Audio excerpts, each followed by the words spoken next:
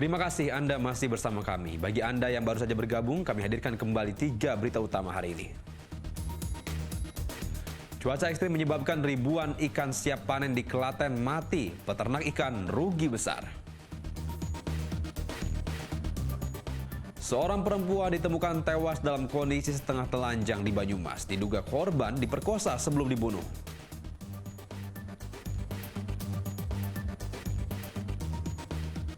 Pertarungan para calon presiden jelang Pilpres 2024 semakin sengit. Mereka memperebutkan suara pemilih bimbang untuk meraih kemenangan.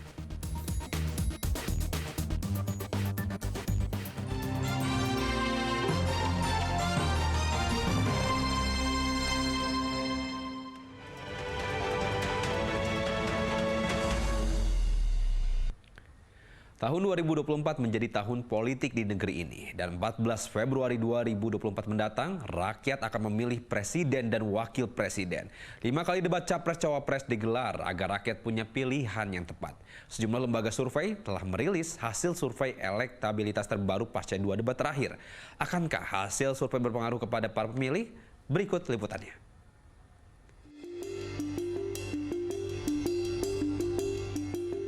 Tebar pesona ala calon presiden dan calon wakil presiden terus berlanjut di masa kampanye ini. Ketiga pasangan calon ini memang berkejaran dengan waktu untuk meraup pemilih, terutama pemilih yang masih bimbang dengan pilihannya. Debat menjadi salah satu pilihan, namun itu saja tidak cukup. Mereka harus turun gunung menemui rakyatnya di berbagai pelosok daerah. Anies Baswedan pekan lalu berkunjung ke Banyuwangi, Jawa Timur.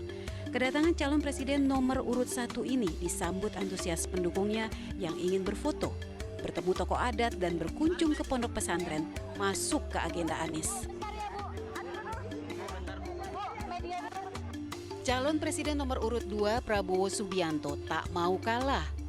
Umur tak jadi halangan untuk berkunjung ke berbagai daerah. Kali ini Menteri Pertahanan itu menerima dukungan dari Gerakan Muslim Persatuan Indonesia Cinta Tanah Air atau Gempita. Ganjar Pranowo, calon presiden nomor urut 3, memilih menemui Gubernur Daerah Istimewa Yogyakarta, Sri Sultan Hamengkubuwono X. Tak sekedar silaturahmi, Ganjar juga meminta restu Sultan terkait pencalonannya sebagai calon presiden. Pasca debat Capres Perdana, Center for Strategic and International Studies atau CSIS merilis survei elektabilitas Capres-Cawapres. Hasilnya, elektabilitas pasangan Anies Baswedan Muhaimin Iskandar meningkat di 26,1%. Prabowo Subianto Gibran Rakabuming Raka unggul dengan perolehan 43,7% dan Ganjar Pranowo Mahfud MD berada di posisi bontot 19,4%. Dalam survei dengan metode tatap muka tersebut, 6,4% responden merahasiakan pilihan, sementara 4,5% responden belum menentukan pilihan. Yang mempengaruhi pemilih bimbang atau pemilih belum mantap, ya. Memang gini, undecided-nya jadi harus dibedakan. Kadang kita kebalik-balik antara undecided dengan swing. Itu dua hal yang berbeda. Kalau swing voters itu orang yang belum mantap dia. Jadi kalau dia milih calon tertentu, dia bisa berubah. Itu namanya pemilih yang swing, yang masih bimbang lah, belum mantap dia. Tapi undecided, ya, undecided itu orang yang belum menentukan pilihan. Jadi itu dua term yang berbeda. Nah, kalau kita gabung antara rahasia belum menentukan dan undecided ini, angkanya itu di sekitar 10,9. Jadi yang undecided, rahasia belum menentukan itu angkanya sudah kecil, ya, karena pemilunya udah dekat, ya, 10,9. Tapi ada namanya swing atau pemilih yang belum mantap. Nah, ini baseline-nya semua total sampel, ya. Kita menanyakan faktor apa yang mempengaruhi pemilih bimbang, ya, atau belum mantap. Jadi memang 75,2% itu pemilih itu memang sudah mantap. Tapi ada sisanya sekitar 24,8, ya. 24,8 yang pemilihnya belum mantap. Selain CSIS, survei terbaru elektabilitas Capres-Cawapres juga dirilis indikator politik. Hasilnya paslon nomor urut 2 Prabowo Subianto Gibran Rakabuming Raka unggul dengan 46,7% suara. Di bawahnya ada paslon nomor urut 3 Ganjar Pranowo Mahfud MD dengan 24,5% suara. Terpaut tipis di bawahnya ada paslon nomor urut 1 Anies Baswedan Muhaimin Iskandar dengan 21% suara. Dalam survei ini sebanyak 7,8% suara memilih tidak tahu atau tidak menjawab. Terlepas dari hasil survei, pilihan kini ada di tangan Anda. Jangan sia-siakan suara Anda, karena satu suara rakyat bisa jadi penentu masa depan bangsa.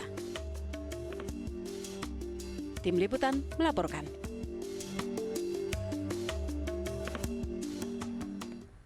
Masa jabatan presiden maksimum 2 kali atau 10 tahun saat ini baru berlaku setelah reformasi tahun 1999.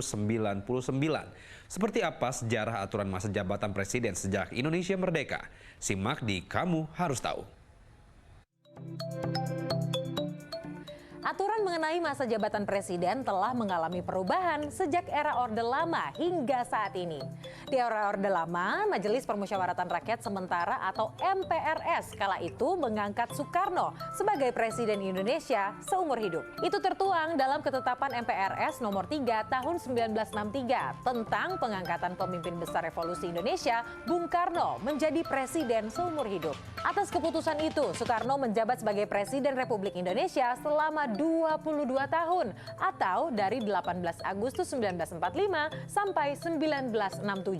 Setelah Bung Karno tidak lagi menjabat dan masuk masa Orde Baru, aturan masa jabatan presiden kembali mengacu kepada amanat pasal 7 Undang-Undang Dasar 1945 yang berbunyi presiden dan wakil presiden memegang jabatan selama masa 5 tahun dan setelahnya bisa dipilih kembali. Pasal ini tidak membatasi berapa lama presiden dan wakil presiden bisa menjabat. Presiden boleh menjabat lebih dari 2 periode. Karena itulah Presiden Soeharto bisa menjabat sampai 32 tahun atau dari tahun 1967 hingga Mei 1998. Soeharto baru lengser setelah ada desakan dari mahasiswa yang berujung kerusuhan bulan Mei 1998. Soeharto pun digantikan Baharudin Yusuf Habibie atau B.J. Habibie. Setelah Soeharto turun tahta untuk pertama kalinya, pasal 7 Undang-Undang 1945 diamandemen dalam sidang umum MPR pada 14 hingga 19 Oktober 1999. Isinya juga berganti, presiden dan wakil presiden memegang jabatan selama 5 tahun dan sesudahnya dapat dipilih kembali dalam jabatan yang sama, hanya untuk 1 kali masa jabatan. Selanjutnya, setelah tahun 1999, amandemen terhadap pasal 7 Undang-Undang 1945 sudah dilakukan sebanyak 4 kali. Namun tidak ada amandemen yang merubah perihal masa jabatan presiden. Artinya sejak saat itu atau era reformasi hingga saat ini, jabatan presiden hanya boleh 2 periode. Karena kamu harus tahu.